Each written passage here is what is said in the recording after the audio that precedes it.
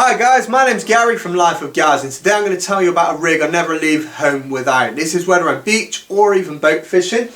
Now to start with, I've got this set up as a free hook flapper rig, but this is an interchangeable rig, which is why I prefer using it. So at the moment I've got a hook length on the bottom, the middle and up at the top. Now say for instance I was on a boat and someone had just picked up a pollock, then I might want to switch over one of these hook lengths for an imitation lure. Now why I like this rig is because for me, to do this, it doesn't involve me doing a great deal of work in the box. I can just clip that lure straight on, just like this, as this rig has detachable hook lengths. But not only the detachable hook lengths can be used as a flapper rig, but also I can use these detachable hook lengths to change the actual setup of the rig itself. For example, if there was some big fish coming up, I was fishing on the shore and I wanted to change over to a clip down rig, I've got a Pennell clip down hook length, which is just here, which just goes straight down from the top of the flapper, from the top of the hook, the rig body itself, all the way down to this bottom bait clip, and then that is a Pennell rig which is ready to cast out. Now, if there was a fish like a ray around, then rays tend to like feeding on the bottom, and sometimes I'm fishing quite high up from the water surface, so I like to use it over and under.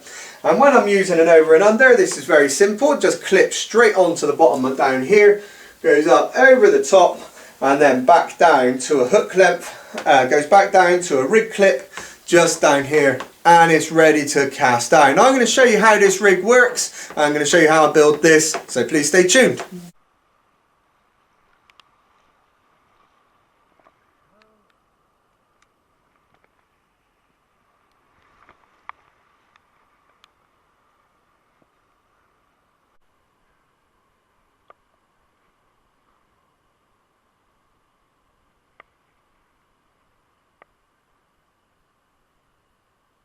When it comes to building rigs, Gemini's my go-to for terminal tackle. From the swivels and the crimps to these three interesting little clips which I can use in different ways to achieve what I want on the rig. For example, this one here is always for hook lengths. This one I use at the top, which I can loop line over the top if I'm using an up and over rig. And then this one I can put a hook to and use that hook even with a large bait.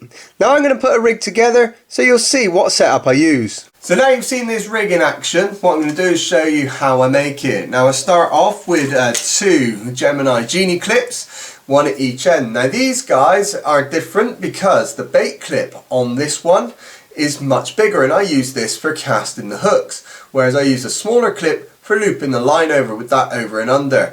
For the clip downs and for the other, for the clip downs, then I'll just hook the bait on, hook the hook onto there.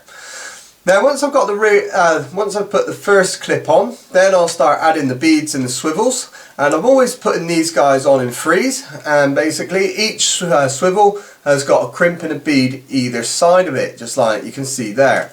Now I use the old rig, which I've already got, to actually measure the distances. So I'll put the two clips which I use for the hooks together, and then I'll mark off the first crimp, and then I'll squeeze it together with a pair of pliers just to hold it in place, just like that.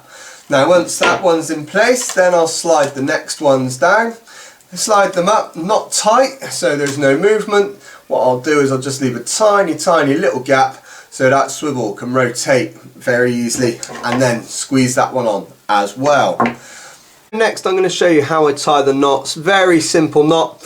Basically I thread the line through the eye of the hook and then I bring it back up towards itself. I twist this line around itself with the tail end just like this, and I tend to give them a good sort of 4 to 7 loops depending on the thickness of the line.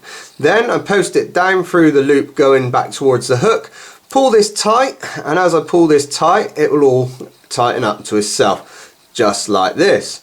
Now this gives you a nice neat and strong knot, but to strengthen this further, what I do is I then trim the tail end off, just leaving us about 4 or 5 mil, just like that, and then using a lighter I just melt the end of that line, which creates a little ball just at the end, you can see on my finger now. Now this isn't a strong and secure knot, that I tend to have the line snap before the knot fells. If you've enjoyed the video featured in this channel, make sure you hit the subscribe button just here, and if you want to see some of my other fishing videos, check out the 2 links here and here, which will take you to some of the videos within my playlist.